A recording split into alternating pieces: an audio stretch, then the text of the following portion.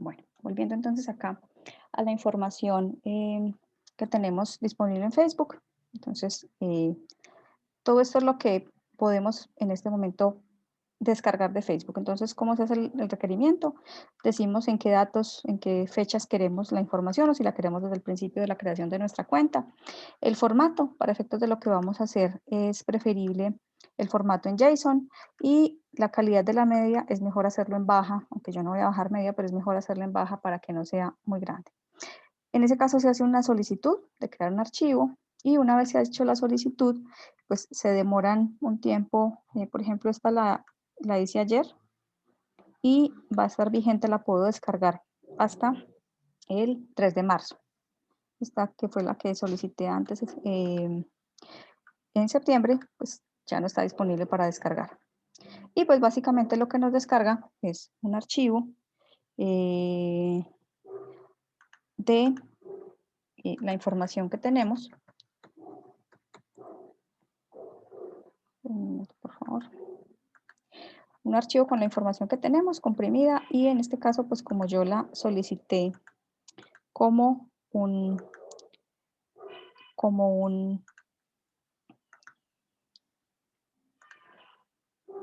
JSON, entonces pues la información que va a estar ahí va a estar como tal. Bueno, no la voy a cancelar porque igual no la necesito ahorita, pero para no digitar en este momento la contraseña. Isa, hay una pregunta que te están haciendo en el chat. Ajá. ¿Hay algún método para descargar esta información automáticamente y periódicamente? No, se solicita de forma manual. Se solicita de forma manual por la interfaz. Entonces, no hay, digamos, no directamente, no sé si de pronto con las herramientas de desarrollador de Facebook uno puede hacer una integración para descargar esto. Habría que revisar un poquito las herramientas de integración de Facebook, porque directamente no hay una herramienta que me lo permita, o sea, es por la interfaz gráfica. Habría que mirar si la API de Facebook me deja hacer la solicitud, no lo he investigado. Realmente sería interesante investigarlo. No creo que lo haya, pero igual sería interesante investigar si por la API de Facebook puede haber alguna forma de hacer el requerimiento periódico y automático. Bueno, les voy a poner acá el GitHub en, en el chat, el GitHub donde está el código. El GitHub está con el código, pero sin los datos, porque obviamente los datos que vamos a usar hoy son mis datos personales, entonces solamente está como tal el código, pero no tenemos los datos allí. Acá. Entonces es este mismo acá. ¿Qué tiene entonces este GitHub? Pues tiene como tal pues, las instrucciones que se dieron para el workshop que se hizo en PyData el año pasado. Y básicamente tiene, digamos, dos grandes, llamémoslo así, códigos. Uno que tiene que ver con crear la localización, o sea, cómo graficar los datos de geolocalización que tenemos. Y la otra es tomar los posts y sobre los posts hacer dos cosas. Uno, poderlos procesar para llevarlos a una, a, como tal, poderlos procesar como data utilizando pandas.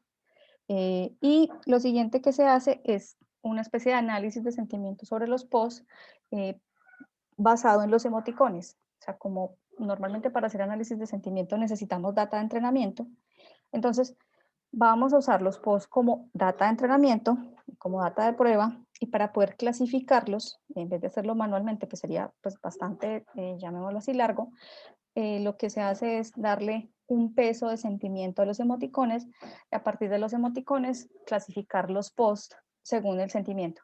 Y una vez obtenida esa información de los emoticones y de los posts, usarlos como data de entrenamiento y correr, llamémoslo así, un análisis de sentimiento sobre el historial de post a partir de la propia data. Eso hace que, llamémoslo así, los datos de entrenamiento están bastante familiarizados con la data que se va a procesar, porque es el mismo origen y es la misma persona la que está escribiendo. Este no sería un análisis que pudiéramos decirlo como universal, porque básicamente estamos usando es nuestro propio lenguaje, para entrenar y para clasificar, pero nos da una, digamos, una idea de lo que puede ser como tal la clasificación y el análisis de sentimiento. Bueno, entonces, regresando al código.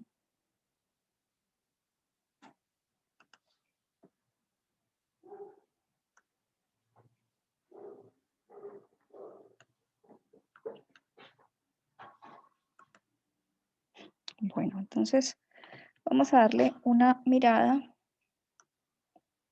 a cómo están los datos por dentro.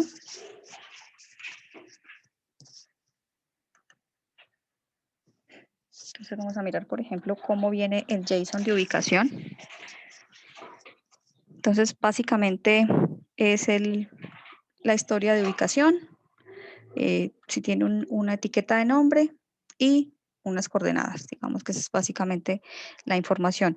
Si ustedes tienen descargada su propia información, básicamente van a encontrar un JSON que se llama así, Location History.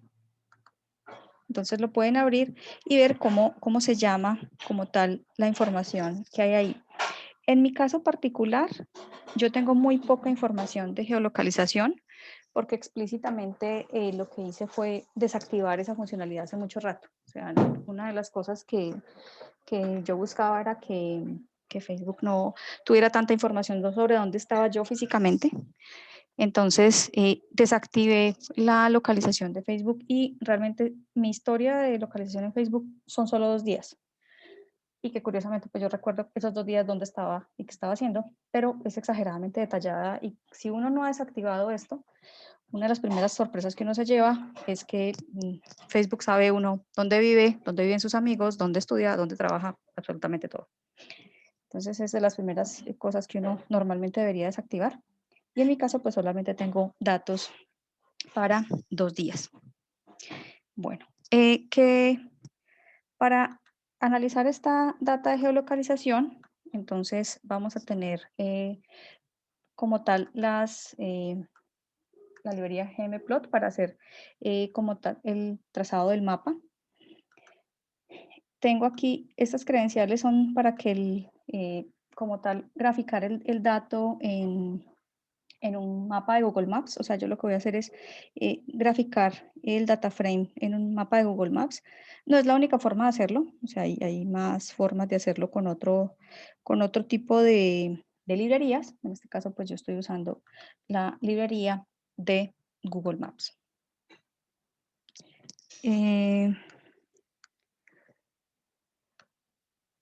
Súper, por aquí están diciendo que solicitaron la información de Facebook y se las descargó en 3 minutos. Excelente que se las haya descargado tan rápido, ha mejorado mucho entonces el tiempo de respuesta. Bueno, lo otro, pues como estoy usando la API de Google, pues debo como tal tener unas credenciales que me permiten descargarla y visualizar el mapa que sin marcas de agua, pero no es indispensable, se puede hacer sí conservando las marcas de agua. O sea, simplemente yo lo que hice fue en Google crear digamos, una key que me permite a mí hacer solicitudes de mapas y le quita la marca de agua, pero no. Bueno, aquí me dice que en la localización tenemos 4 archivos: device, primary public y time zone. En este caso, debería ser primary. En el caso mío no tenían esos nombres.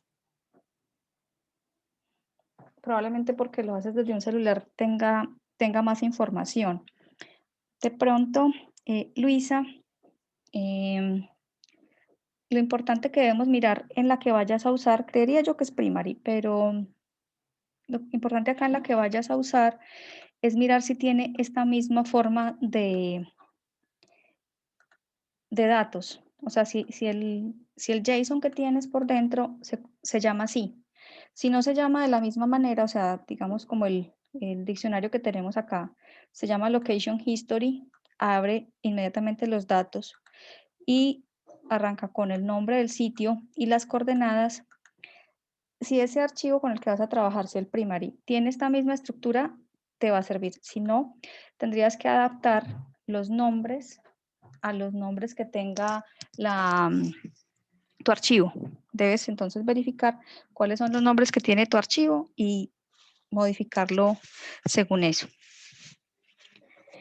Bueno, tengo un archivo de funciones. Vamos a mirarlo acá.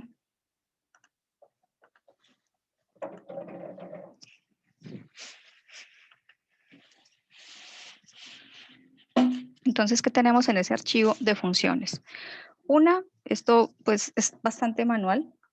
Básicamente, por lo que escribimos en español, hay como cierto, el código que usé está originalmente en inglés y tenía bastantes problemas con los acentos y todo eso. Entonces, una de las funciones que hay allí básicamente lo que hace es reemplazar lo que viene como tal de codificado a los caracteres que serían del español para, para evitar pues como problemas y de los caracteres pues no codificados, reemplazarlos por espacios en blanco para hacer, eliminarlos y que no nos generen problemas con el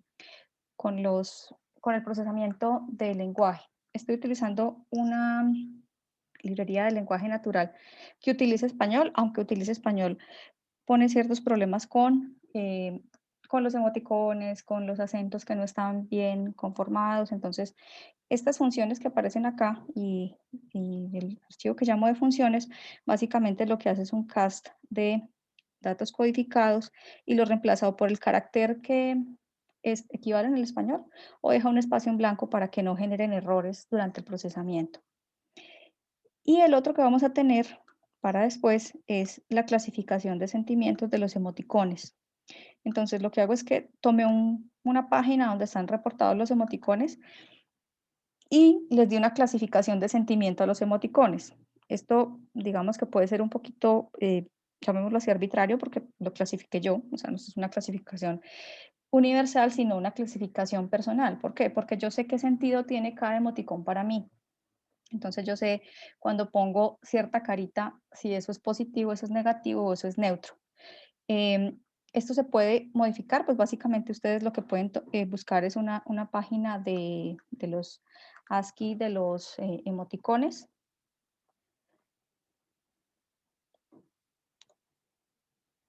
A ver si la tengo todavía por aquí en el,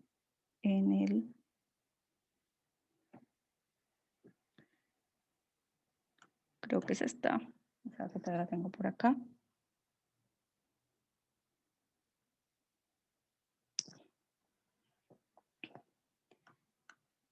Creo que hay una que está un poco mejor que esta.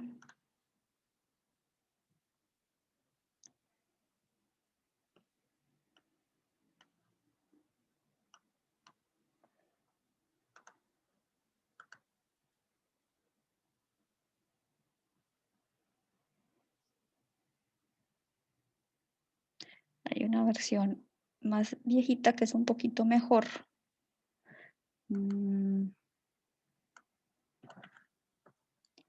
Porque están las...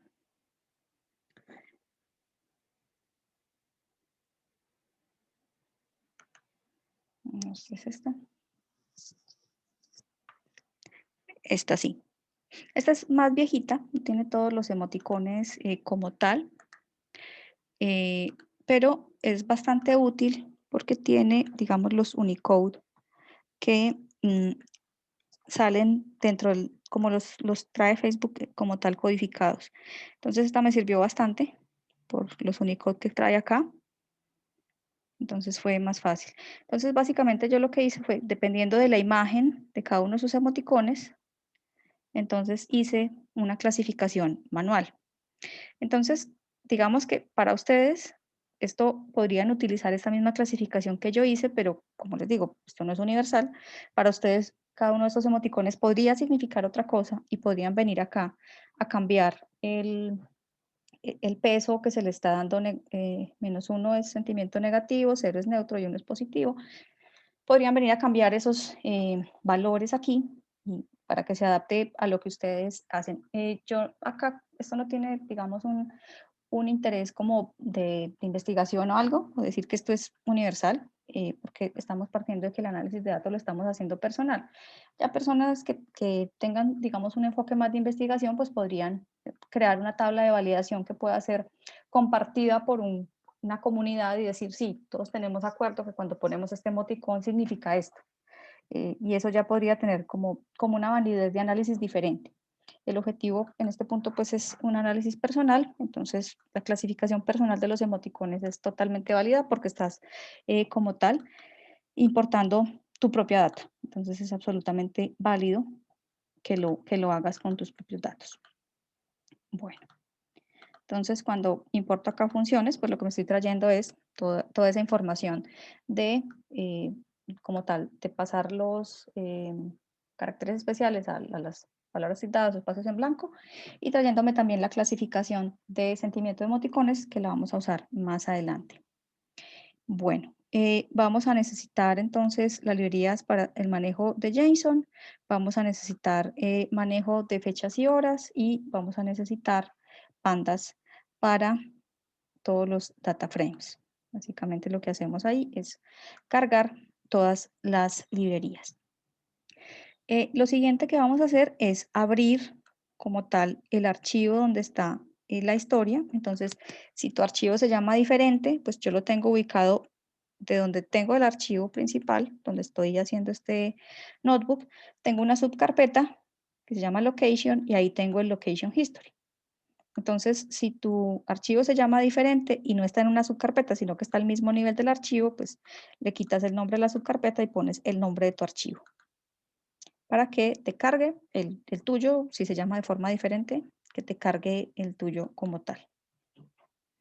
Bueno, una vez ya está entonces cargado en memoria ese archivo de JSON, aquí en la variable data, lo que vamos a hacer es pasar esa data a través de la etiqueta location history y por eso les preguntaba ahorita si estaba conformado de la misma manera, porque ese location history viene de que así se llama el diccionario que yo me traje. Entonces, si tu diccionario se llama diferente, este location history que tengo acá es el que viene aquí. Entonces, si el diccionario que tiene tus datos se llama distinto, aquí hay que poner es el nombre que tenga el tuyo.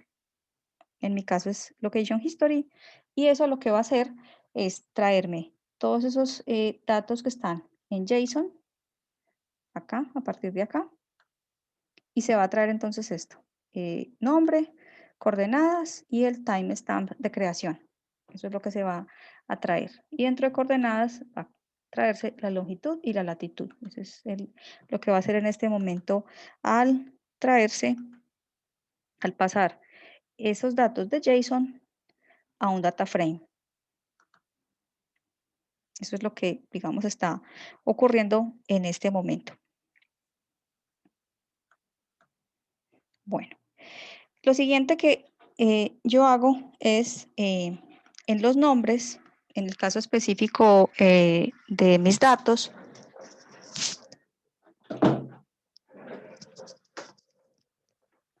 en el caso específico de mis datos, tiene acentos de español, entonces lo que voy a hacer es reemplazar esos acentos para que no me generen errores durante el procesamiento.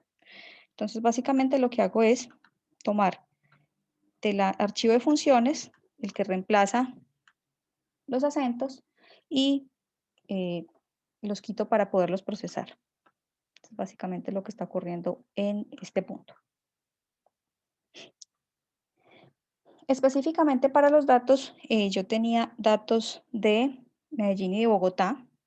Para el caso de lo que yo quería mostrar, no quería, digamos, analizar o utilizar los datos que pudiera haber de Medellín, solo quería analizar los datos de Bogotá. Entonces, ¿esto por qué lo hago? Porque yo, digamos, hice como un recorrido por la información que tenía y encontré, digamos, la información de cómo estaban los datos. Entonces, había digamos, esta información de la ciudad de Bogotá y había una específica de la ciudad de Medellín. Entonces dije, no, solamente quiero analizar la de Bogotá. Entonces lo que hice después de quitar las tildes fue un filtro. Eh, Esto aplica porque yo conozco mis datos y ahí viene el punto importante. Estamos tomando datos que no son de un extraño, son nuestros, entonces nosotros podemos saber exactamente cuando muestra las localizaciones, a qué corresponde y podemos decir a qué nos interesa analizar. Supongamos, quiero analizar los datos de un viaje. Viajé a algún lado y tenía la localización abierta y quiero ver a dónde me desplacé, a dónde fui. Entonces puedo hacer un filtro y decir, no, quíteme todo lo que no sea ese viaje. Eso es algo que decidimos nosotros cuando vamos a hacer el análisis de datos. Específicamente lo que yo hice es elimine las geolocalizaciones que hay de Medellín y deje solamente las demás. O sea, quite Medellín y deje lo demás. Entonces, básicamente lo que hago es los índices, en el índice nombre, vamos acá al índice nombre, estoy diciendo busquen el índice nombre, donde diga Medellín y elimíneme esos índices. Entonces le hago un drop a todo ese listado de índices y así me quedo solamente con los datos que me interesan, que son los de Bogotá. Para el caso de ustedes, este paso puede no ser necesario si quieren ver toda la data, o sea, si quieren ver todas las ciudades, todos los lugares donde ha estado, esto no es necesario para ustedes, no es necesario hacer una búsqueda y una eliminación de datos, porque eso dependerá de sus datos particulares. Bueno, lo otro que voy a hacer entonces ya es, ya sé que tengo allí, o sea, sé qué datos tengo acá. Voy a tener el nombre de la ubicación, voy a tener la latitud, la longitud y la fecha en la que se tomó el dato. Esos son los valores que voy a tener. Entonces, específicamente para el análisis que yo quiero hacer, voy a crear un arreglo de longitud, un arreglo de latitud, un arreglo de fecha y añado uno de color. Específicamente, como yo analicé mis datos antes de hacer esto, entonces yo sé que allí solamente tengo 2 recorridos de 2 días. Entonces lo que voy a hacer en el caso que quiero es analizar solamente esos 2 días y darle un color a cada día que estoy analizando. Esa es la forma que voy a hacer. Y entonces para eso necesito pues crear una diferenciación de colores para cada uno de esos 2 días que quiero analizar. Aquí ya vamos a ver los datos cómo están.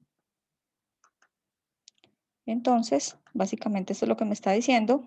En coordenadas, tengo latitud y longitud, tengo cuándo fue creada y dónde está. Aquí la tilde sí se ve bien porque yo ya hice el reemplazo arriba, entonces por eso acá me sale Bogotá bien escrito y no pues acá que sale con el Unicode. Lo siguiente que voy a hacer entonces es, yo sé que aquí en coordenadas está la latitud y la longitud. Entonces, lo que va a hacer este código es que va a tomar cada una de las etiquetas coordenadas. ¿Esta etiqueta de dónde sale? Sale de que esta aquí se llama coordenada, coordinate. Entonces voy a tomar las coordenadas y voy a sumarle al vector de latitudes, lo que venga en latitud, y al vector de longitudes, lo que venga en longitud.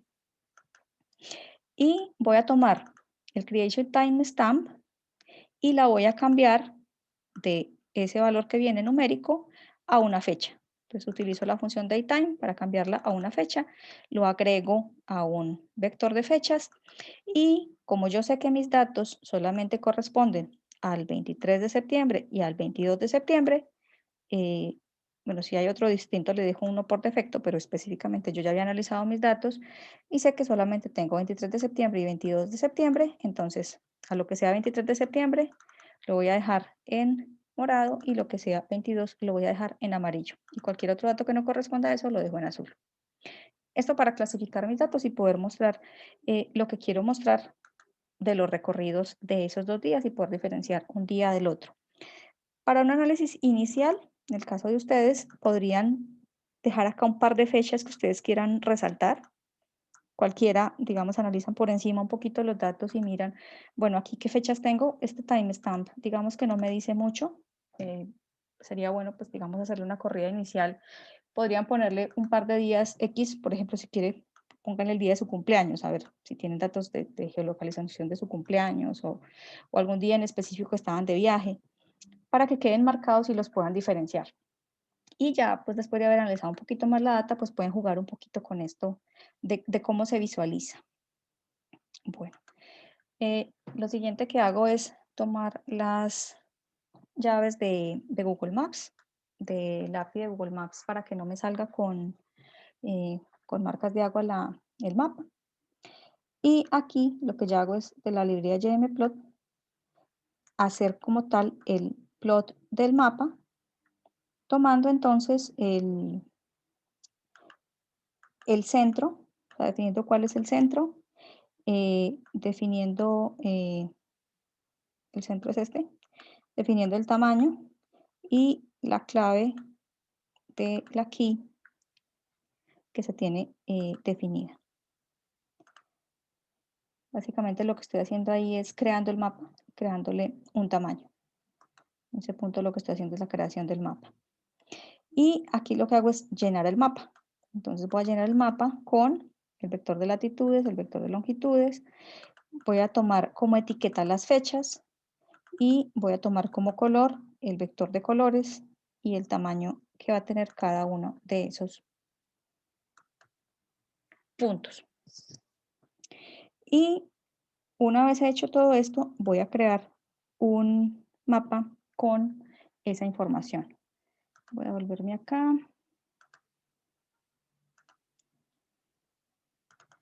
Location. Ay.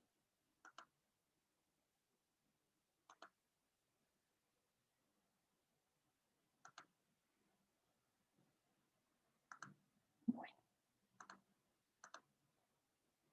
Y en esta última parte, entonces, ya debería crearme el archivo en los mapas. Entonces, tengo acá los mapas y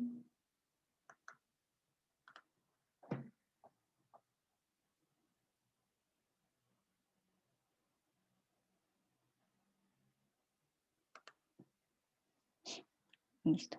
Entonces, este es el resultado final, donde tengo un mapa que me muestra la geolocalización. Entonces, una de las cosas que a mí más me sorprendió cuando vi estos datos por primera vez fue el detalle específico de lo que estaba sucediendo ese día y que tanto sabía Facebook de mí. Tengo acá entonces el 22 de septiembre, que fue un sábado, específicamente ese día, una amiga me había invitado a un evento de belleza que resultó siendo una venta de unos productos del multinivel. Entonces está el recorrido desde la casa donde yo vivía en ese momento hasta el lugar donde fue la tal charla y pues el regreso a mi casa. O sea, estaba allí todo el recorrido específico de ese día, que yo recordaba ese día que había hecho y dónde había estado, y estaba todo el detalle de todo el recorrido que yo hice desde mi casa hasta el lugar donde mi amiga me invitó y el regreso.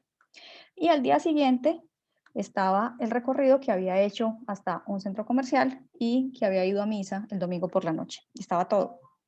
Entonces, probablemente esa es una de las cosas que cuando uno hace sus primeros análisis sobre sus propios datos, se va dando cuenta como, venga, Facebook sabe demasiado de mí, o sea, sabe hasta qué horas voy a misa. Ese tipo de cosas empiezan como a hacerte pensar, bueno, tal vez yo debería restringir que esta plataforma no sepa tanto de mí. Tal vez yo debería apagar o cambiar la forma como comparto información. Em, si no usé Facebook, bueno, una de las explicaciones por qué está esta data aquí es que yo tenía el Facebook conectado con Waze. Entonces, realmente esta información salió de Waze hacia Facebook, porque yo tenía toda la parte de geolocalización desactivada en Facebook. Entonces, sí lo hizo la aplicación automáticamente, lo que están preguntando allí. Sí, la aplicación automáticamente tomó la información que estaba saliendo de Waze y se la cargó. Entonces, estos recorridos los hice yo mientras usaba Waze, ni siquiera estaba usando Facebook. Estaba usando Waze, yo autenticaba Waze con Facebook y la información corría de una aplicación a la otra. O sea, yo no tenía la pantalla de Facebook abierta en ningún momento en estos recorridos. Sí, simplemente estaba conduciendo y como utilizaba la integración de las dos aplicaciones, que ya no funciona, ya Waze no está integrado con Facebook, pero durante el tiempo que estuvo integrado, la información de geolocalización que yo estaba compartiendo en Waze se estaba yendo para Facebook y Facebook la estaba conociendo. Entonces, es también importante eh, pensar en eso cuando estamos compartiendo autenticación con ciertas aplicaciones y las usa Facebook.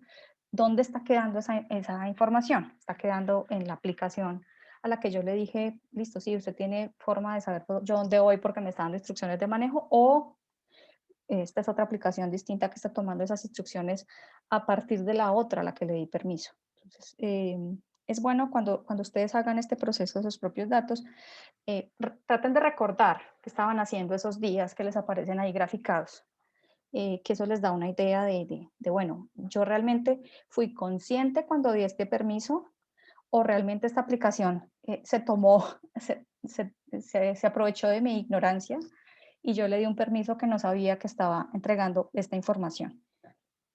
Eso es también algo interesante de preguntarnos y de analizar cuando estamos haciendo este procesamiento de datos. Bueno, abramos unos 10 minuticos de preguntas por el micrófono si alguien quiere preguntar algo específico de esto de geolocalización antes de pasar a la siguiente.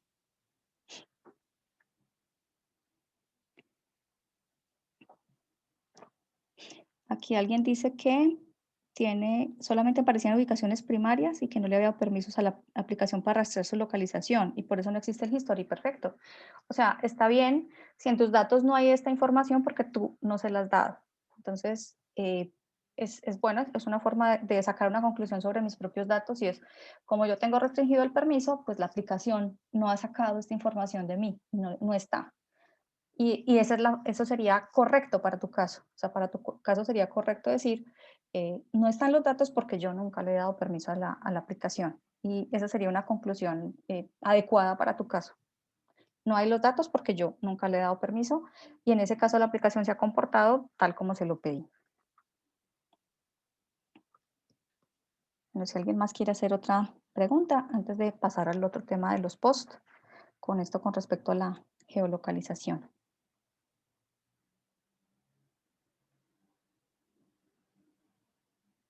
Si quieren, abran el micrófono o lo ponen por el chat.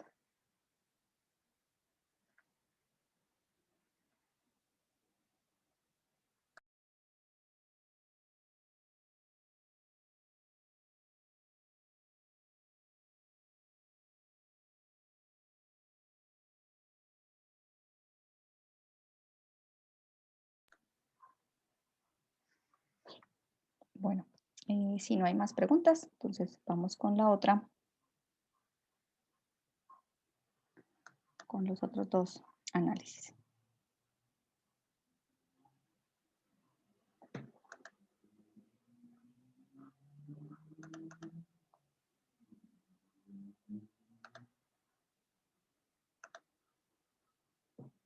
Bueno, entonces lo siguiente que vamos a hacer es procesar los posts. Cerrar este acá.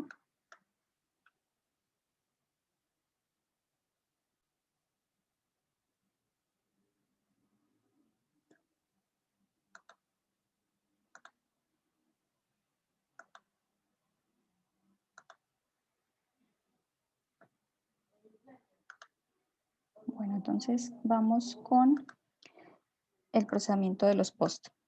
Entonces, para esto vamos a usar también la librería JSON para poder procesar los datos que vienen.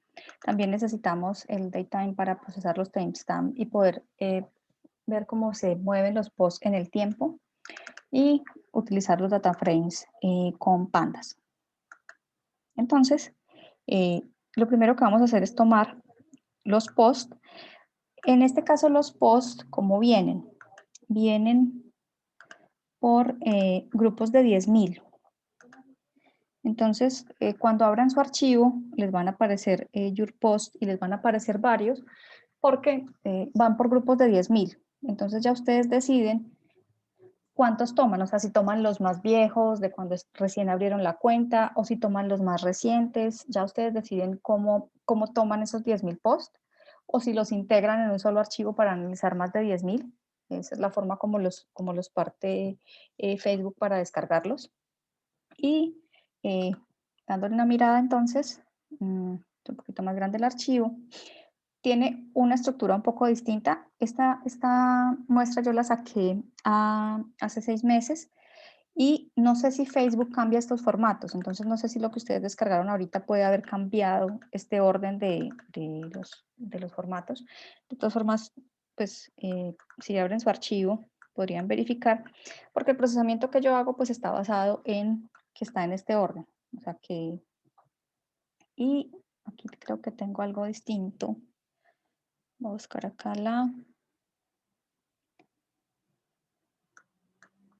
en un momento, si tengo el archivo original, porque hay un cambio que yo le hice al archivo.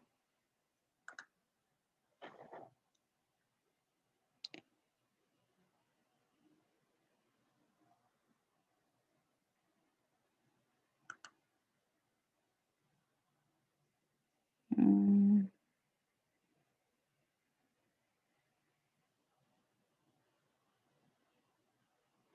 Bueno, no sé si tengo acá el archivo original para abrirlo. Darle una mirada por acá si lo tengo. Porque quiero, creo que sí le hice una modificación al archivo antes de empezarlo a procesar.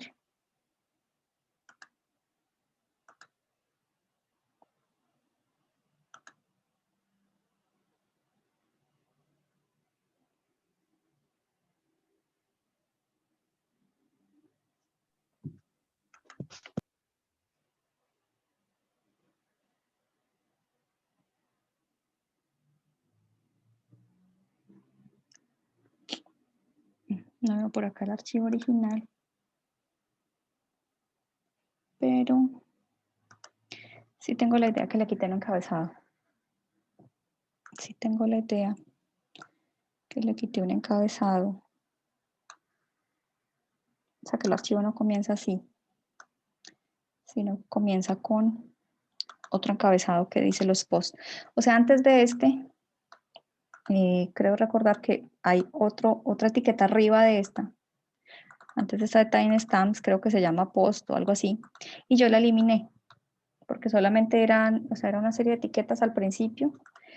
Y esas etiquetas no tenían, digamos, información, sino que encapsulaban los datos. Entonces le eliminé esas etiquetas del principio y dejé desde acá de este bracket, donde empezaba como tal el diccionario de timestamp y attachments. Entonces es muy posible que en la data que ustedes bajaron, aquí no comienza, sino que esto tiene algo adelante que yo se lo eliminé para poder hacer más sencilla el procesamiento, porque eso de adelante pues era solamente, digamos, como una serie de encabezados y no tenían información. Entonces no tengo acá específicamente la data original, pero en el de ustedes es muy posible que la tengan, entonces lo que hice fue eliminar esa parte inicial y dejarla acá para poderla empezar a procesar. Entonces, ya una vez tenía ese archivo preparado y con ese encabezado eliminado, ya lo cargo en memoria. Lo mismo, si ustedes lo tienen al mismo nivel de sus datos, pues quitan la carpeta, yo lo tengo en una subcarpeta y así se llama el archivo.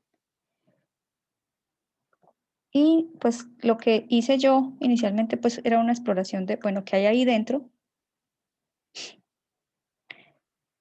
Entonces, cuando empecé a preparar los datos con esta primera exploración, fue que me empecé a dar cuenta de lo que había aquí adelante y que se lo quité. O sea, cómo empezar a procesar los datos y también empezar a mirar cómo estaba esto por dentro. Entonces, cómo manejaba las tildes, que podía haber URLs, cómo estaban los emoticones, cómo comenzaba y cómo finalizaba un post, cuáles eran las etiquetas que usaba, dependiendo si había una foto, si había un URL, cómo etiquetaba cada uno de los posts y cómo eran los nombres que les daba a los datos que venían por dentro, porque una cosa que me di cuenta es que no todos los posts los etiquetaba iguales, dependiendo si lo que venía era solamente texto, si lo que venía era un URL solo, si el URL además traía un comentario, si venía con emoticones o si estaba haciendo yo un repost de algo que alguien más había publicado. Las etiquetas no venían iguales. Entonces, para poder hacer ese análisis, a mí me tocó empezar a verificar mis propios datos y empezar a hacer pruebas de cómo iba a ir desgranando, llamémoslo así, la mazorca, cómo le iba a ir quitando las capas para saber qué iba por dentro y exactamente cómo iba a traerme mis datos. Lo otro es saber cuál era el tipo de datos que traía. Entonces, en este caso, los datos están en un tipo lista y pues eso qué implicaba a nivel de procesamiento y cómo los iba a procesar.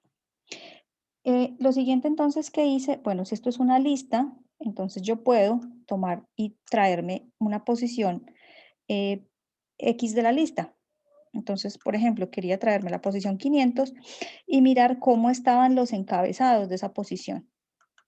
Entonces, esto lo hice con muchas posiciones, o sea, para empezar a mirar la estructura y saber cómo iba a ser el algoritmo para poder sacar la información dependiendo de las etiquetas. Entonces empecé a imprimir puntos de la lista sabiendo que era de 0 a 10.000 y mirar cómo venía por dentro. Entonces, por ejemplo, acá en el 2500, entonces tenía que estos eran los datos que me traía la lista y las etiquetas de la lista eran estas.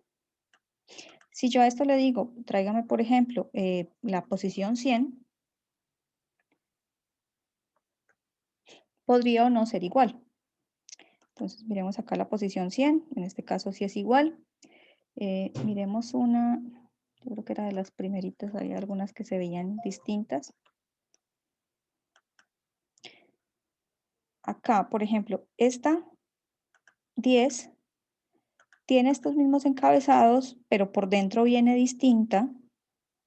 Vamos a mirar la anterior, la 100, para comparar la diferencia. Entonces, la 100 tiene el timestamp, tiene attachments y tiene data. Y en la data lo que tenemos es un URL. Si vamos a la posición 10,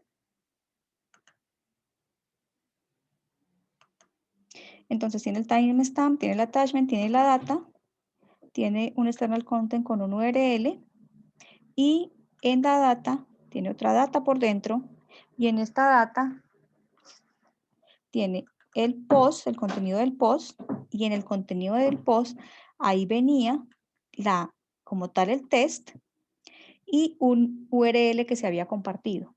Entonces la estructura era distinta dependiendo de lo que se compartía. Vamos a la 1000.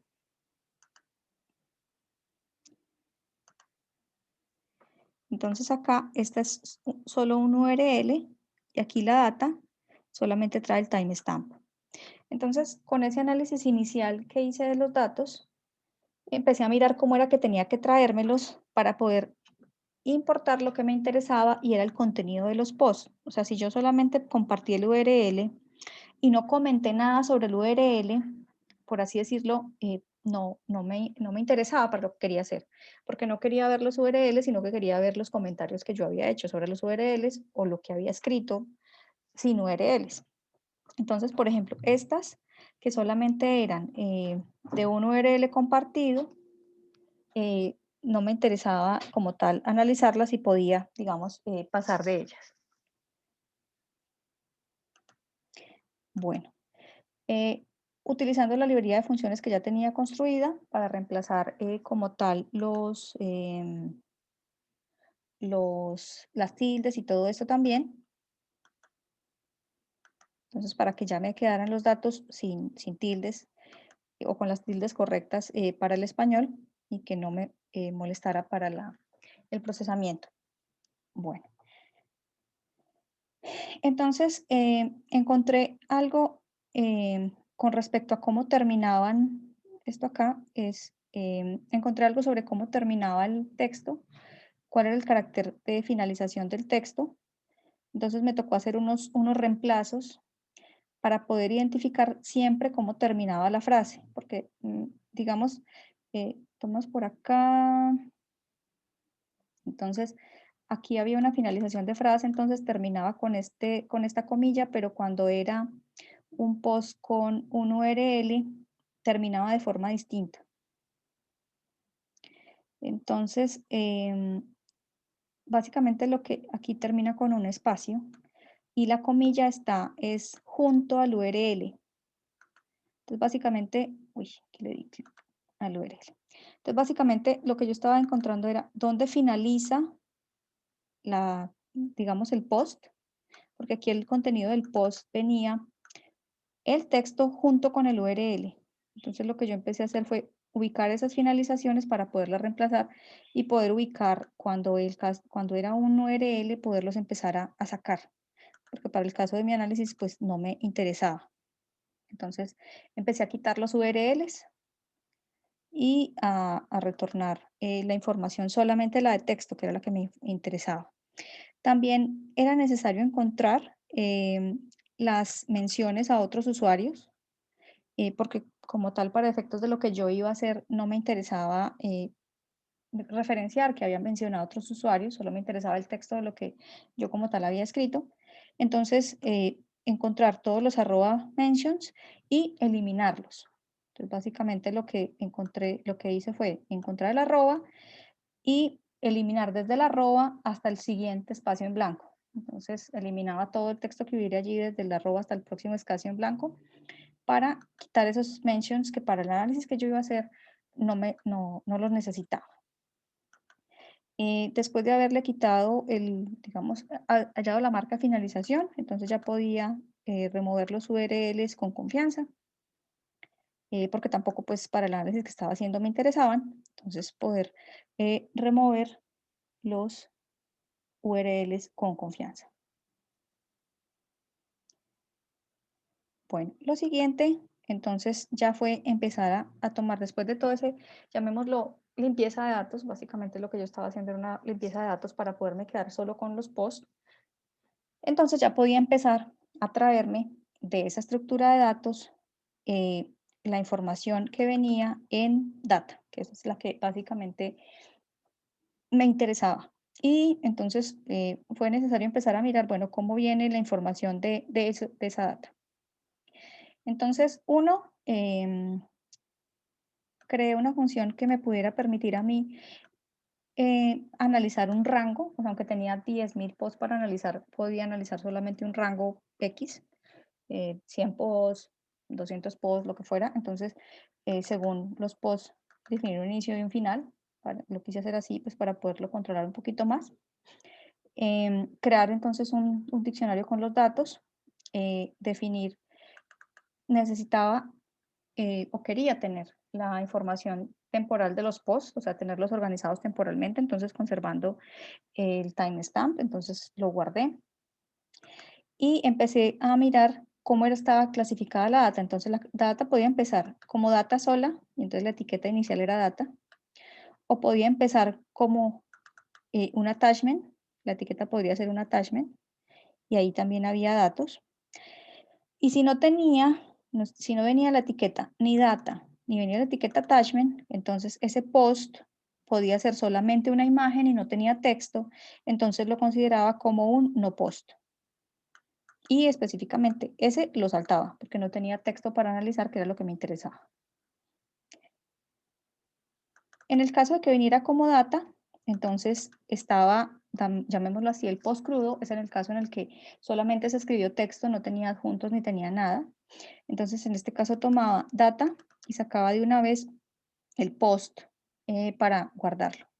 Entonces, dejé un post tal cual como venía y un post al que ya le había hecho un tratamiento de quitarle los acentos. Arriba ya lo había hecho, pero aquí lo estaba repitiendo. Reemplazar los emoticones, quitar los URLs y lo agregaba al array. ¿Por qué dejo row? Porque como los emoticones los necesito para otra cosa, entonces los emoticones digamos, eran información adicional que necesitaba, entonces también los dejaba allí, aunque para el análisis de texto, pues los eliminaba. Básicamente los reemplazaba por un espacio en blanco. Bueno, y si no encontraba nada en el contenido post, pues no viene post y venía vacío. Para el caso en que venía con attachment, entonces tomaba el diccionario de attachment.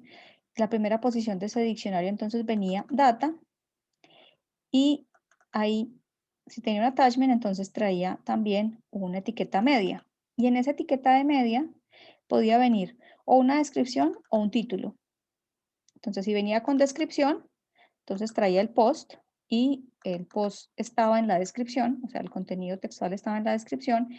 Y si no traía descripción, entonces traía título y la información del post estaba en el título y salvaba el título. Si no tenía ni descripción ni título, entonces es muy posible ver una imagen sola, sin texto, entonces venía como no hay post. Y así se llena el arreglo de todos los posts de interés ya filtrados y, llamémoslo, limpiados de caracteres que podían dificultar el entendimiento.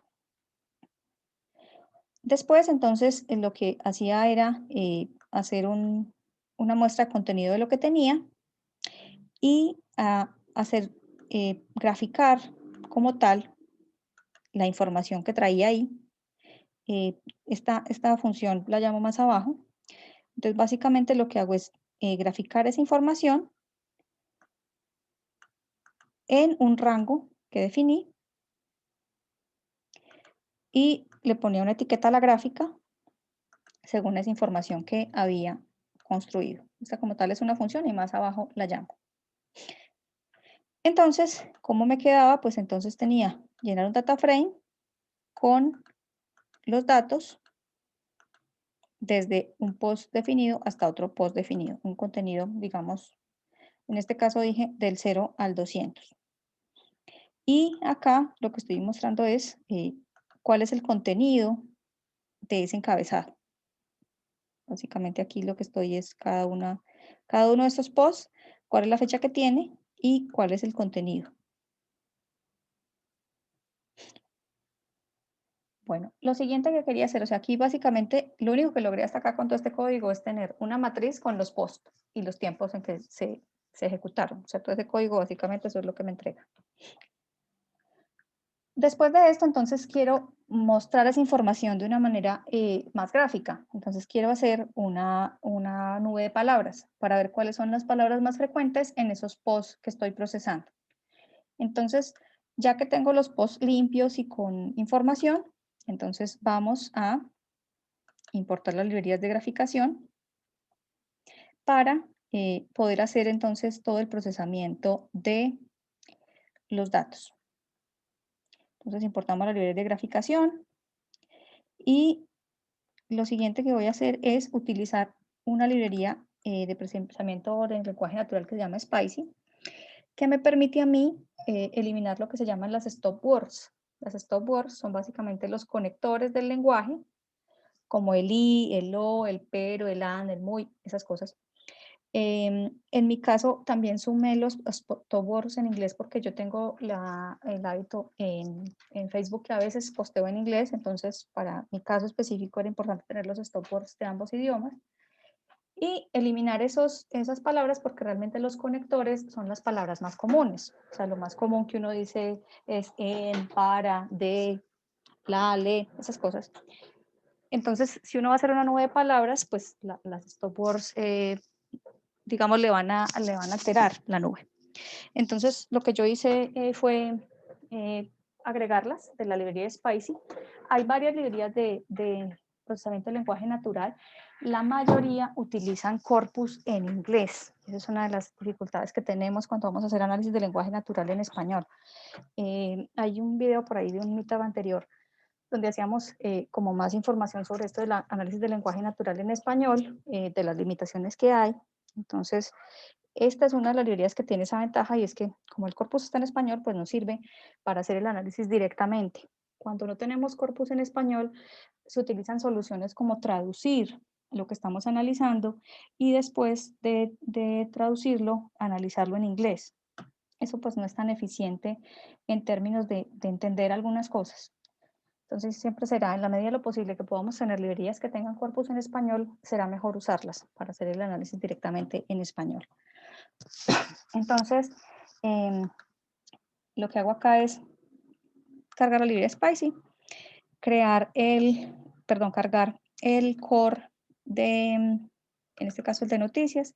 En inglés cargo el core de web. Básicamente eso lo que quiere decir es de dónde provienen los datos con los cuales se entrenó el modelo, dónde están los, digamos, de dónde se sacaron los diccionarios que se están usando y eso. Eso es básicamente lo que me está diciendo. Y estoy tomando pues el más pequeño. Si hay unos corpus más grandes y que se demoran un poquito más en procesar, pues eso dependerá de la rigurosidad de lo que estoy haciendo.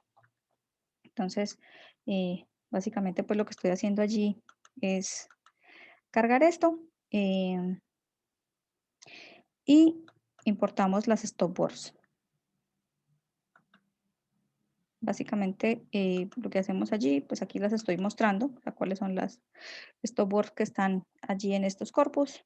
Básicamente estas son las palabras que cuando yo haga análisis no las voy a tomar. Todas esas palabras van a ser omitidas porque no son, llamémoslo así, son conectores, entonces no son relevantes para el análisis. Luego inicializo Matplotlib para poder hacer las gráficas. Y lo siguiente que voy a hacer entonces es crear una nube de palabras. Entonces, ¿qué debo tomar? Debo tomar cuál es el arreglo de palabras, le doy un ID a la gráfica, defino un color de background, defino cuáles son las stopwords y pues se genera con un determinado tamaño. Es una función básicamente para crear una, eh, una nube de palabras. Y aquí ya llamo la función. Entonces lo que voy a hacer es que llamo la función con los datos. Fill data frame es la función que creé arriba para crear los datos.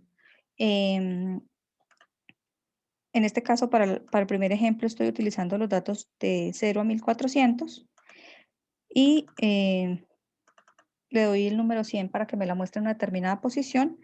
Y aquí imprimo cuáles son los datos, de qué fecha a qué fecha van.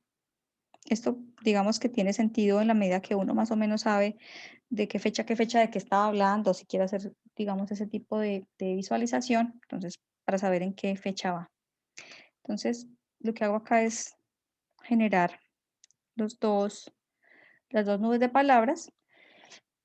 Entonces, la primera es en el 2020, desde eh, esto está en el mes primero,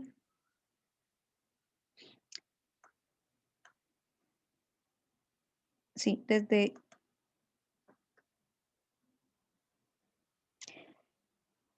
el 31 de marzo hasta el 1 de septiembre. Está al revés, esto no me he dado cuenta que está al revés. Y básicamente, pues, esto es tiempo de pandemia, o sea, todo esto es full pandemia. Entonces, las cosas de lo que yo estaba hablando en ese tiempo, pues, tenían que ver con la pandemia, la tierra sin humanos, todas las fotos que están tomando de los animalitos solos por allí, sin la gente molestando, pandemia, bueno, pues, como tal, cuáles eran mis intereses en ese momento, cuarentena, era, digamos, bastante relacionado con lo que estaba sucediendo. Y, pues, un año antes, qué estaba sucediendo, entonces cuáles eran mis intereses. Entonces, la gente, el país, las mujeres, las personas. Bueno, esto, en este caso, digamos, ¿qué significado tienen estas nubes de palabras? Como eso es un análisis personal, cada uno puede saber cuál es como la trascendencia de las palabras que está usando o qué significan o qué era importante en esos momentos que uno estaba hablando o algo de qué temas estaba hablando, o si uno no recuerda, pues también le sirve para pensar, bueno, cuáles eran mis prioridades en ese momento, cuáles eran aquellas cosas que para mí era más relevante hablar o exponer. Digamos que para eso hacemos esto. Digamos, esto tiene dos fines, pues uno es aprender a limpiar datos. Esta forma como yo lo hago es muy manual, hay librerías que hacen esto mucho mejor. pero es una forma de ir explorando datos, irlos conociendo y de irlos limpiando. Hay formas, como les digo, mucho más estructuradas y rápidas de hacer esto. El asunto es que lo hagan en español. Ese es el, llamémoslo así, limitante que tenemos, encontrar herramientas que lo hagan en español y que no perdamos sentido al traducir. Y pues finalmente el objetivo de analizar qué es lo que está pasando con nosotros y eso qué nos indica. O sea, estos resultados tienen sentido en la medida en que puedo reflexionar sobre lo que los datos dicen de mí. Como no estamos haciendo un análisis sobre un grupo de personas, sino que estamos haciendo un análisis sobre una sola persona, entonces esos datos tienen un significado en el contexto de la persona, tienen un significado en el tiempo que la persona está y lo que la persona está viviendo. Distinto a cuando yo tomo información que pertenece a una comunidad, entonces estoy haciendo un análisis que esas conclusiones tienen otro sentido. Eh, Mucho de este ejercicio y de la idea de hacerlo es algo de toma tus datos y mírate a través de tus datos. O sea, qué mirada puedes tener de tu propia vivencia y de lo que te está ocurriendo, viéndote a través de los datos que tú mismo generas. Ese es digamos, como la intención sobre todo este ejercicio. Aunque obviamente estas herramientas se pueden utilizar para analizar otro tipo de cosas, pero en principio el objetivo es más de una reflexión personal y de qué podemos obtener de esa información, de esa reflexión personal. Si alguien tiene alguna pregunta o algo, pues abrimos unos minuticos el micrófono antes de continuar con la última parte, que ya es lo de análisis de sentimientos sobre los posts eh, que ya hemos procesado. Si quieren lo ponen en el chat, si tienen alguna pregunta, o pueden abrir el micrófono y preguntar.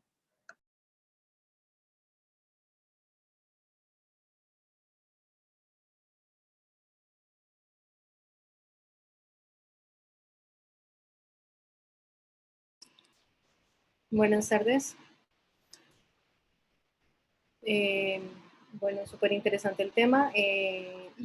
Pues no, yo no tuve que hacer modificación en el archivo. El archivo funciona bien. Lo que estoy teniendo ahorita un poquito de inconveniente es descargando el punto SM, el que nos ayuda para hacer el análisis de sentimientos en español. Sí.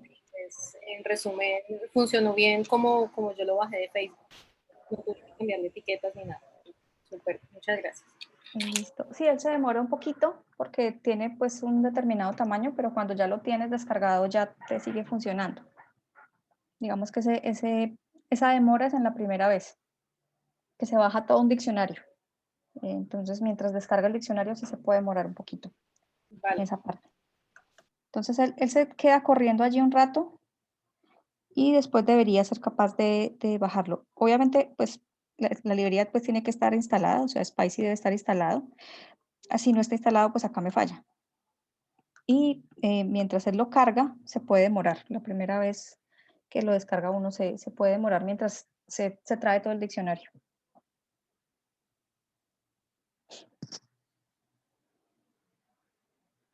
Bueno, continuamos entonces con la última parte. En este caso, vamos a intentar hacer un análisis de sentimiento sobre nuestros propios posts. ¿Qué es esto del análisis de sentimiento? Yo puedo clasificar una frase diciendo el sentimiento que esta frase expresa es positivo, es negativo o es neutro.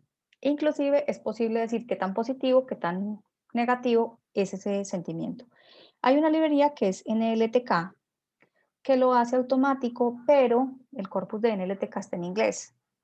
Entonces, si yo quiero analizar datos en español, esa librería no es útil o me toca traducir lo que voy a analizar antes de meterlo en NLTK. Y pues sabemos que cuando las cosas se traducen, pues se pierde un poquito la información. Entonces, aquí lo estoy haciendo con Spicy, utilizando pues el mismo corpus que tenemos en español y tenemos algo y es lo que les decía al principio, que para hacer este análisis de sentimiento necesitamos datos de entrenamiento. Entonces, la forma como fue la aproximación, que la tomé de hecho pues de un ejemplo en Internet, el ejemplo que tomé en Internet era en Twitter. Entonces lo que hacían era que tenían unas muestras de post de Twitter que habían sido preclasificadas en cuanto a sentimiento. Hay la Asociación Española de Procesamiento del Lenguaje Natural tiene, abren como a final de año, como una especie de concurso para hacer retos de procesamiento del lenguaje natural. Y publican, para esos concursos, publican unos corpus que son para usar dentro de esas actividades. Esos corpus no son libres, o sea, tienes que registrarte y pedir que te los envíen y ellos te autorizan a usarlos, pero no los puedes compartir, no los puedes duplicar en otros ejercicios que no sean esos, no los puedes compartir en internet, ni por ejemplo para este ejercicio que estamos haciendo, que es público, no se pueden usar. Entonces, yo lo que hice fue, en lugar de usar ese corpus de Twitter que ellos ya tienen preclasificado y que fue clasificado por un grupo, digamos, tiene una validez mayor porque no fue una persona quien lo clasificó, sino que es un grupo de personas que clasifican unos textos y les dan un puntaje. Entonces, lo que hice fue, bueno, no puedo usar esto para algo público, pero sí puedo emular la técnica que usaron. Entonces, lo que hice es, ellos usaron los emoticones de Twitter para hacer la clasificación de estos posts. Entonces, pues puedo hacer lo mismo con mis posts. Muchos de esos posts tienen emoticones. Entonces yo puedo, según mi conocimiento de un emoticón que significa para mí, clasificar estos posts. Y a partir de eso, saber si esto es positivo, si esto es negativo o esto es neutro. Como les había dicho al principio, pues esto no tiene una validez, digamos, grupal, porque es solamente una muestra de una sola persona. Normalmente cuando uno trabaja en investigación, pues tiene que recurrir a grupos de personas para validar esto. Entonces, ese tipo de, llamémoslo así, metodología requeriría un grupo de personas que analizaran o tomar los posts, no solo de una única persona, sino de un grupo de personas para aplicar esta metodología. Pero dado que estoy usando como datos de entrenamiento post de la misma persona de la cual se le van a analizar los datos, pues es válido. Y para este caso específico, en el caso de ustedes, sería también válido. Entonces, que yo les diría que sería necesario afinar en cómo clasifican los emoticones, porque la clasificación que hay en este código la hice yo, pero esa clasificación que hay ahí puede no ser válida para ustedes. Entonces, ese sería el punto donde les mostré al principio en las funciones, donde ustedes podrían entrar a decir, venga, estos emoticones tienen para mí, que están aquí al final, estos emoticones tienen para mí otro tipo de significado. Entonces, buscando el valor de encoding del emoticón, cuál es, específicamente si es una carita sonriente, una carita triste, bueno, lo que sea, y cambiar estos pesos, porque estos pesos sí son totalmente según un criterio mío. Entonces, aquí es donde podrían ustedes cambiar esos valores. Obviamente el set de emoticones que yo tengo tampoco es demasiado amplio por la versión que estoy usando.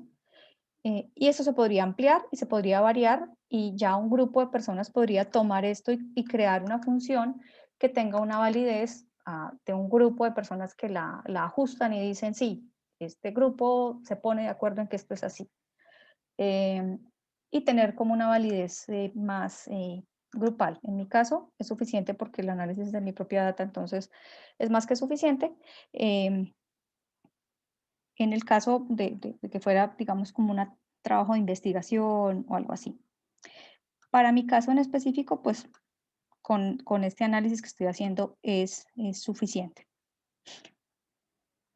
Bueno, entonces para comenzar, básicamente las mismas librerías que hemos usado antes, JSON, Datetime, Pandas y las funciones de procesamiento. Estoy utilizando el mismo set de post, entonces lo cargo a memoria, esta parte es igual. La parte de explorar la estructura de los datos, entonces pues lo mismo, pues íbamos allá, que era básicamente eh, cómo cómo estaba la información. Por ejemplo, miren esto qué interesante, cuando ustedes suben una foto, queda el dato de la IP desde la cual la subieron, por ejemplo. Y eso pues sin tener en cuenta la información de geolocalización de la foto que también la puede tener, pero bueno, digamos como los datos que hay allí de lo que está de lo que está siendo subido. Estoy usando las mismas funciones de limpiado de información, entonces que quito, digamos, la información sobrante hasta el final, quito las menciones, quito los URLs. Aquí estoy añadiendo algo más y esta es la misma función que tenía para hacer el procesamiento, igualita, pero lo que hago es que al que viene, al que les había dicho que lo dejaba raw, o sea, sin quitarle los acentos y todo eso, entonces a ese que viene raw le voy a definir cuál es el sentimiento buscando qué emoticon trae. Entonces, antes de quitarle los acentos y todo eso, voy a mandarle voy a sacar de ese post si trae emoticones, cuáles trae y con eso obtengo una polaridad. Entonces, básicamente, lo que va a hacer la función es buscar en la lista de emoticones, traerle la polaridad según la lista de emoticones y si no trae emoticones, no trae polaridad. Si no trae emoticones, bajo esta forma de análisis no es posible determinar qué polaridad tiene. Entonces ponemos que la polaridad es ninguna. Entonces, adicional a lo que venía trayéndome, que era el texto del post y la fecha y la hora, le estoy agregando una etiqueta de sentimiento, que puede ser +1 positivo, 0 neutro, -1 negativo o no tengo información de polaridad.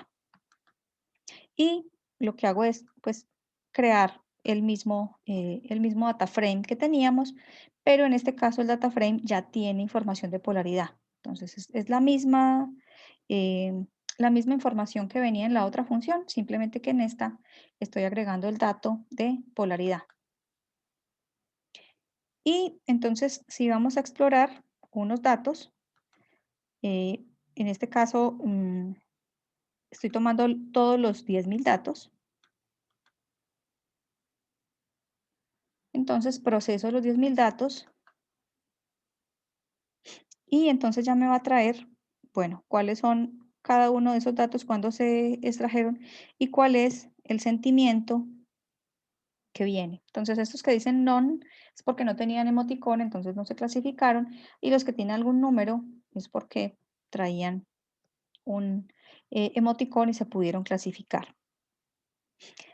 Después lo que hago es mirar cuántos hay de cada uno para saber los datos que estoy procesando, llamémoslo así, qué tanta información contiene.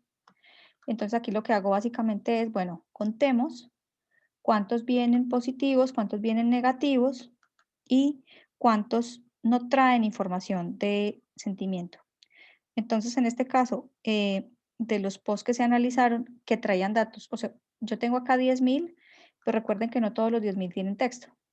Entonces, de estos 10.000, los que se procesaron, 4.000 no traen información de sentimiento, 500 son negativos, 552 son negativos, 405 son positivos, 49 son neutros. Esto a nivel de autoanálisis es importante para saber, bueno, mi lenguaje en términos, si yo lo clasifico solamente usando los emoticones, mi lenguaje es primordialmente positivo, primordialmente negativo, primordialmente neutro o es más o menos balanceado. Esto nos puede dar una idea de autorreflexión.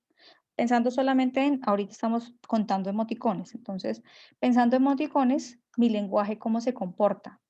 Y como esto se puede trabajar en términos de tiempo, entonces yo sé las fechas en las que esto ocurrió, esto me puede dar a mí una reflexión de cómo estaba mi expresión de positividad o negatividad en el lenguaje en ese periodo de tiempo. Y eso a nivel de autoobservación puede ser útil. Que me diga a mí, bueno, en este periodo de tiempo, ¿cómo estaba yo? ¿Cuáles eran eso que yo estaba reflejando en el lenguaje, cómo estaba? Estos van a ser nuestros datos de entrenamiento. O sea, esto es como un primer autoanálisis y estos van a ser nuestros datos de entrenamiento para analizar estos 4.013 que no traían nada. O sea, con estos casi 1.000 que tenemos clasificados, vamos a hacer inferencias sobre estos 413 que no traían datos. Ese es el objetivo de hacer esta clasificación. Entonces vamos a crear un vector de entrenamiento basado en estos clasificados. Entonces lo que vamos a hacer es crear ese vector. ¿Cómo lo vamos a hacer? Vamos a crear un nuevo data frame donde solamente van a estar los que están clasificados y van a estar con el sentimiento que traen. Entonces, estos clasificados, si vemos los índices no son consecutivos porque yo eliminé todos los índices que no traían sentimiento. O sea, lo que hice fue buscar todos los índices que equivalían en sentimiento a ninguno o que el sentimiento era neutro y con esos creo mi vector de entrenamiento. Quiere decir, este tipo de texto, cuando yo lo pongo significa algo negativo, este tipo de texto cuando yo lo pongo significa algo positivo. Recordemos que está basado en el emoticón que traía la frase. Eso es lo que me dice si la frase es positiva o negativa. Importamos Spicy para tener las librerías de análisis de procesamiento de lenguaje natural. Cargamos el diccionario, en este caso el de español de noticias.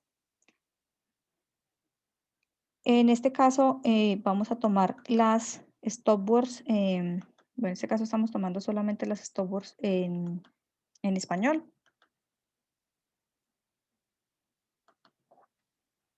Hay que tener cuidado si hay en inglés datos, habría que cargar también las stopwords en inglés. Son 551 stopwords en español. Y ya lo que vamos a empezar a hacer es un ejercicio de aprendizaje como tal. Entonces, ¿qué es lo que vamos a hacer? Vamos a tomar ese vector de entrenamiento. Con ese vector de entrenamiento vamos a crear, digamos, una respuesta esperada. Y a partir de esa respuesta esperada vamos a analizar los datos de lo que no está, llamémoslo así, analizado porque no tenía los emoticones. Entonces, importamos de scikit-learn extracción de texto para hacer un vectorizador. Vamos a crear un pipeline de análisis. Vamos a seleccionar un modelo que en este caso será una prueba de un test split. Y vamos a definir unas métricas que vamos a ver qué tan preciso puede ser el score que estamos obteniendo, la clasificación y una matriz de confusión. Entonces, lo primero que vamos a hacer es verificar que todos los datos que están en el vector de entrenamiento tienen un valor. Entonces, lo que vamos a definir es que no haya datos nulos. En este caso, para lo que vamos a hacer, necesitamos quitar los signos de puntuación. Algunos ya estaban eliminados en la limpieza que hicimos antes. En este caso, estamos añadiendo esto para términos de limpiar más los datos, eliminar signos de puntuación. Y vamos a definir entonces una función de limpieza de datos. ¿Cómo funciona esto? Normalmente es que todo el proceso de limpieza de datos que yo hice arriba debería estar acá. Digamos, hecho de una forma más, llamémoslo así, más limpio el código. ¿Qué es lo que pasa? Que para yo extraerlos en la función anterior, si no les quitaba antes todas las tildes y eso, me fallan los códigos que permiten almacenar esto en un data frame. Pone mucho problema con los encoding cuando tiene tildes y caracteres que no son UTF-8. Entonces, por eso yo lo estoy haciendo arriba antes, pero normalmente aquí es donde se hace el proceso de limpieza y se hace dentro de un pipeline, o sea, que yo defino cuál es la función de limpieza y la llamo cuando la necesito. Entonces, en este caso, lo que se está haciendo es, se toma una frase, se le quitan los tokens, en este caso, a través de un proceso de lematización, se le van a quitar los pronombres, de modo que lo que se identifique como personas dentro del texto se va a quitar para dejar solamente los verbos, los adjetivos y esto. Las stop words ya las quitamos. Entonces aquí vamos a dejar solamente como el contenido de intención de la frase para, digamos, tener un texto más limpio al momento de hacer la clasificación por sentimiento. Bueno, una vez entonces vamos hacemos esto, entonces vamos a probar cómo quedó esa limpieza de datos y cómo queda ordenado por las partes, llamémoslo así, funcionales de la oración. Entonces, en este caso tomamos la oración en la posición 4 y entonces tomamos, esta es la frase que viene y cómo queda, digamos, repartida en sus componentes, o sea, cómo la toma el algoritmo de procesamiento del lenguaje natural y cómo toma las palabras que va a tomar como tal para los tokens que va a tomar para analizar. Esto es lo que finalmente, así es como va a procesar la frase. Bueno, vamos a importar la librería de vectorización. Definimos la función que va a hacer como tal separación de tokens, que es la que teníamos arriba, la de limpieza, y vamos a crear un clasificador lineal.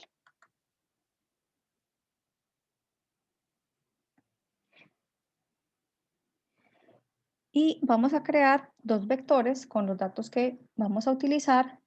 Uno que tiene el contenido, las frases que se han dicho, y otro que contiene el sentimiento, la clasificación de si esas frases eran positivas o negativas. Las neutras las quitamos dentro del análisis. Entonces vamos a crear el vector de entrenamiento como una porción del vector total. Entonces tenemos el vector total y vamos a dejar el 20% para entrenamiento. Y vamos a tomar de forma aleatoria cuáles son esos. Entonces después vamos a ver cómo nos quedaron el vector de entrenamiento y recordemos que la X son los contenidos, la Y son los sentimientos. Entonces nos debería quedar una X y una Y de igual tamaño cada una con un contenido diferente. Entonces nos quedan 765 para el, perdón, 765 para entrenamiento, 192 para pruebas, tanto en el contenido como en el sentimiento. ¿Cómo se ve eso internamente? Entonces, básicamente es cuál es el encabezado de ese vector inicial. Aquí pues por los espacios en blanco y eso no se van a ver todos, pero bueno.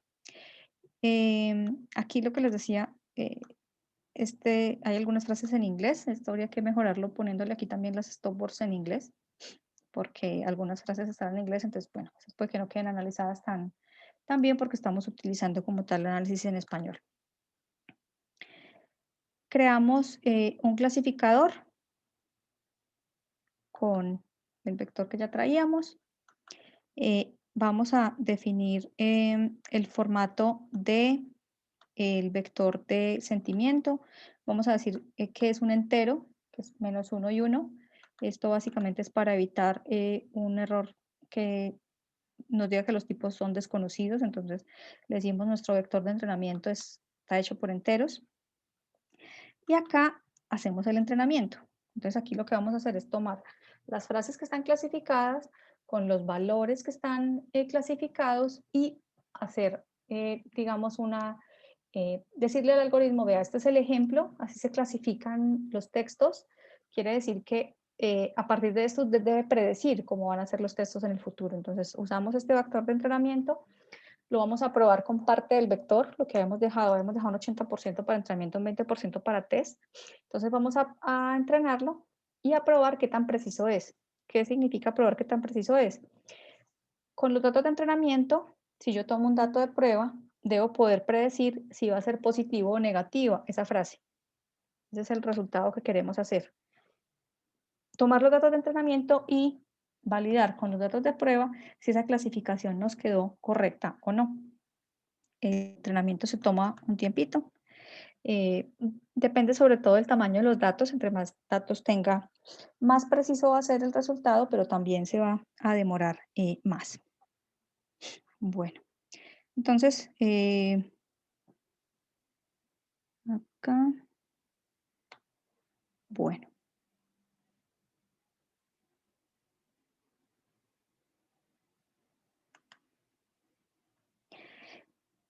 Listo. Una vez ya hecho el entrenamiento, entonces lo que voy a hacer es que voy a tomar los datos de prueba, quiere decir, el 20% de frases que yo dejé disponibles para probar y con el predictor ya entrenado voy a crear un vector de las predicciones eran positivas o negativas, basado en estos datos de prueba que dejé de los originales.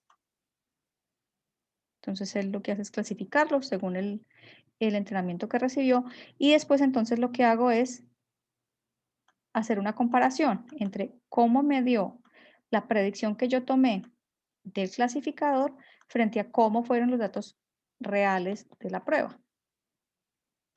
Entonces comparo y me está diciendo que estoy obteniendo una precisión de 0.73,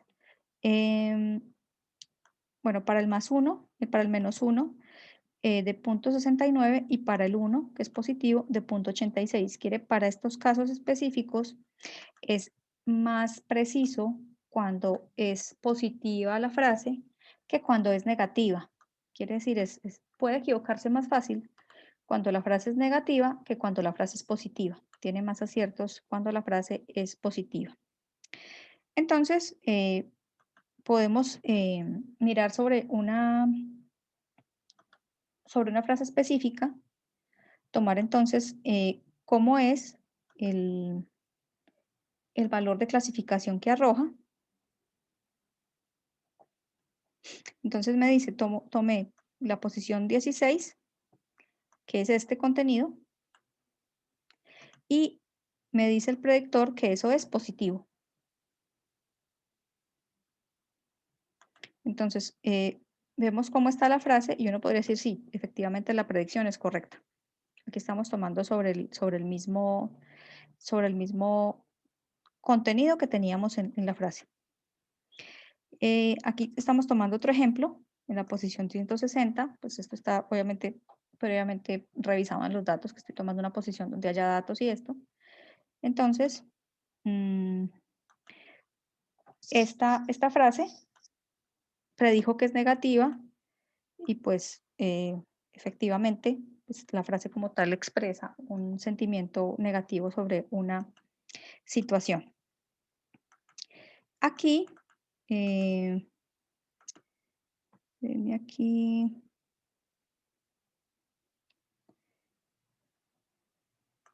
pues aquí tomemos cualquier valor. Lo que pasa es que no sé exactamente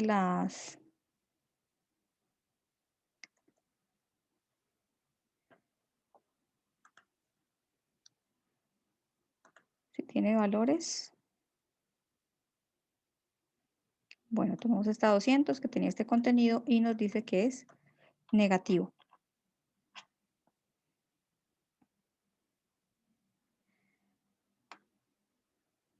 Aquí, si yo cambio,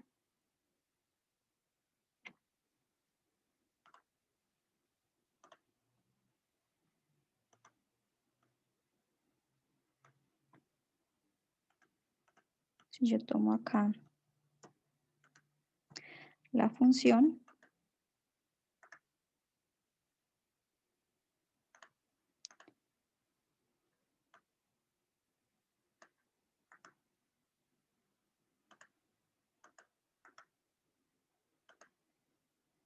y acá le pongo un texto.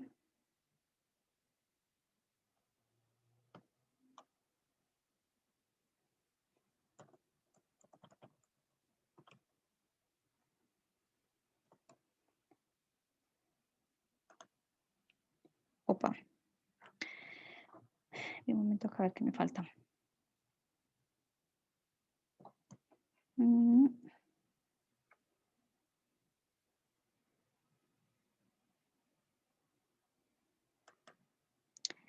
Acá.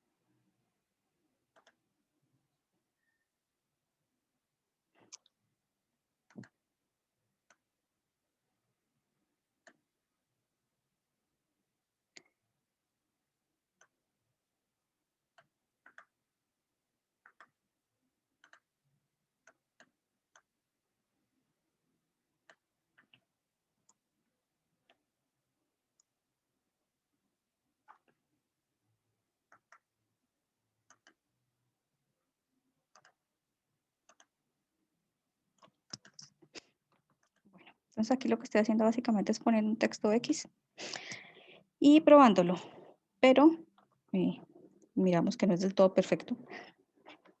Aquí estoy probando con un hola y me dice que un hola es negativo. Interesante.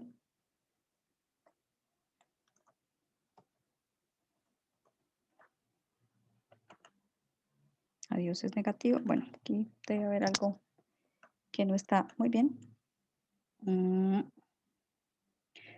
Puede que sea, a ver, hoy es 27 de febrero.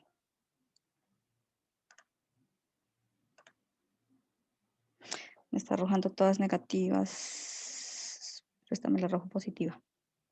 Bueno, esta, digamos, sería como la prueba final. O sea, yo tomar una frase cualquiera y tirarla contra el clasificador y mirar si lo que me resulta aquí tiene sentido con lo que está ocurriendo acá. Entonces, digamos que tomamos una frase de las que ya teníamos en el entrenador y nos la clasifica bien, que vimos ahorita tomando este texto, que efectivamente nos lo tomó como positivo. Pero al ponerle aquí frases determinadas, vamos a algo más emocional. Digamos que estoy muy contenta con este meetup.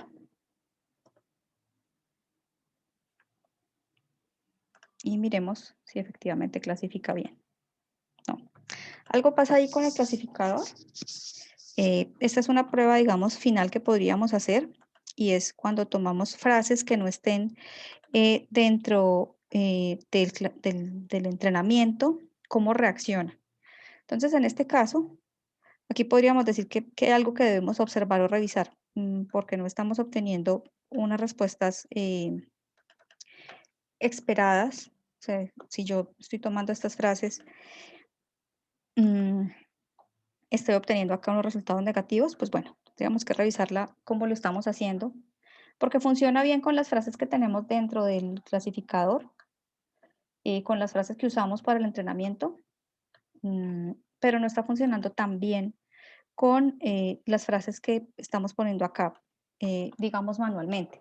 Eso es algo que al final toca revisar. Ese es, digamos, el objetivo final es que pudiéramos predecir a futuro los posts. Digamos, si yo tengo un post nuevo con la clasificación que ya hice de antes, debería obtener un resultado, digamos, relativamente consistente con la información y teniendo en cuenta que estoy usando mis propios datos para clasificar y es mi propio lenguaje. Aquí podríamos decir, o sea, no todas las pruebas tienen que quedar perfectas. En este caso podríamos decir que sí hay allí algún problema porque no está clasificando bien. O sea, lo hace correctamente para estos textos que ya tenemos acá, pero no lo hace tan bien cuando pongo textos que no están dentro de la data que se usó para clasificar. Entonces, es algo que podríamos revisar. ¿Qué se puede revisar allí? Se puede revisar efectivamente cómo quedó este vector de entrenamiento. Entonces, podríamos imprimir este vector de entrenamiento, el de contenido, y ver cómo está contrasentimiento y ver qué está pasando allí. Entonces podríamos hacer un análisis más detallado de qué está pasando, porque digamos lo que está haciendo de aquí para abajo el clasificador es pues tomando esa información y dándole un peso a esas palabras. Entonces, no quedó perfecto, como tal no quedó perfecto porque no estamos recibiendo aquí en el resultado de la clasificación algo que sea necesariamente siempre coherente, pero pues es una aproximación para hacer un análisis de sentimiento pues basado en data de entrenamiento que estamos tomando de redes sociales. Como les digo, pues tenemos que no es, que es data de una sola persona, el lenguaje no es universal, entonces digamos que hay muchos motivos por los cuales eso no esté funcionando tan bien como querríamos, pero es una aproximación a algo que podamos hacer de análisis de datos. Básicamente el objetivo de este meetup era esto, o sea, mostrar como algunas formas de análisis y algunas capacidades que tenemos dentro de estas herramientas, dejarles la inquietud para que ustedes cojan esos datos que ustedes tienen y que son propiedad de ustedes, y que hagan análisis con ellos, hagan resoluciones y que puedan saber, bueno, esta data que está informando sobre mí, esto que podría usarse. Si ustedes ya tienen una profesión asociada con la analítica de datos, que miren el valor de sus propios datos para sacar inferencias de ellos y eso qué significa para el individuo, porque cuando estamos hablando de datos personales hablamos de que eso tiene un significado para el individuo, más allá de la minería de datos que hacen las compañías sobre grupos de muchas personas y análisis sobre datos de muchas personas, pero es una invitación como a tomar el control de los propios datos y ver qué se puede hacer con ellos y qué se puede analizar y qué resultados se pueden obtener. ¿Y eso qué significa para mí? Y cómo tomar un poco de vuelta el control y ver mis propios datos, qué información me dan y qué utilidad tienen para mí. No solamente que la empresa a la cual se los estoy dando, al aceptar unos términos y condiciones, puede sacar un provecho de ellos, sino yo particularmente qué puedo obtener. El repositorio de GitHub pues está allí. Igual pues a través de GitHub si tienen algún tipo de, quisieran ampliar, si ustedes por ejemplo cogieron otros datos que no analizamos acá, datos de las relaciones con amigos y todo esto que son análisis mucho más complejos que lo que estamos mostrando acá, pero si quieren empezar a hacer crecer esto, pues es la bienvenida para que participen a través de GitHub, podamos crecer esta forma de análisis y que sea una herramienta pública, que es una de mis intenciones, que eso que disponible para que otras personas puedan hacer pues este análisis de sus propios datos. Bueno, abrimos nuevamente el micrófono para quien quiera participar, hacer algún comentario final o alguna pregunta final sobre este ejercicio pues que hicimos de análisis.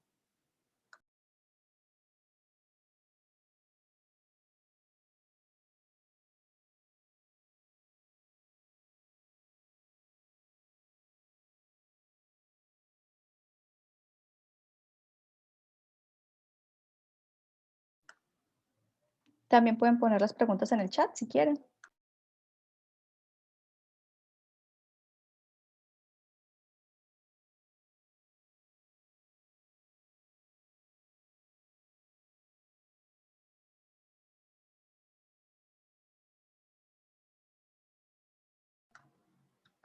Bueno, si no hay más preguntas, entonces muchas gracias por haber asistido. Pues espero que les haya sido de utilidad y que hayan aprendido algo hoy.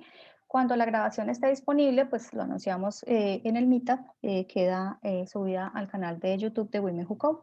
Entonces les anunciamos cuando esté la grabación. Muchas gracias por asistir. Muchas gracias a todos. Isa, muchas gracias por compartir este espacio con nosotros. De verdad, es un orgullo tenerte acá como codirectora de Women Who Code. Muchas gracias. Y gracias a todos por asistir.